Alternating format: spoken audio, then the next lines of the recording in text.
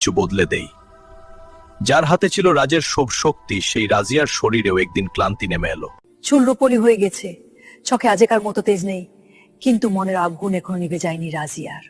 দরবারের লোকেরা চুপ করে কথা বলছিল। রাজিয়ার প্রতি বিশ্বাস আস্তে আস্তে ভাঙতে লাগলো।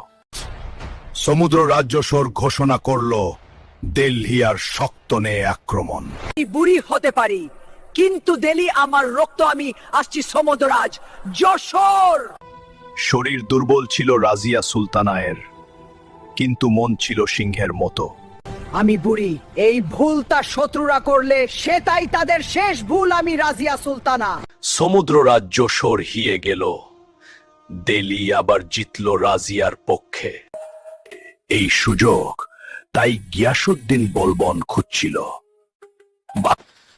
রাজিয়া সুলতানা শাসন করার যোগ্য নয়, দিল্লিকে শক্ত হাত চাই, পুরুষের হাত।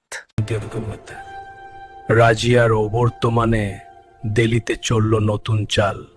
গিয়াসুদ্দিন বলবন সবাইকে ভুল বোঝালো আর নিজেই সিংহাসনের দিকে এগোলো।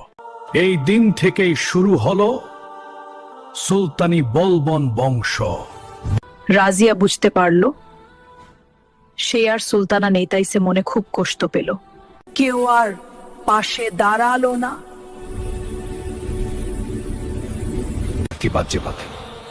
রাজিয়াকে দুর্গ থেকে টেনে বের করলো গিয়াসুদ্দিনের বাহিনী। করে রাজিয়া সুলতানা থেকে হয়ে গেল একলা এক নারী। এখন থেকে দিল্লি চলবে লোহার হাতে। আমি সুলতান গিয়াসুদ্দিন বলবন শুরু করছি সুলতানি বলবন বংশ। শুরু হলো সুলতানি বলবনের ভয়ের যুগ।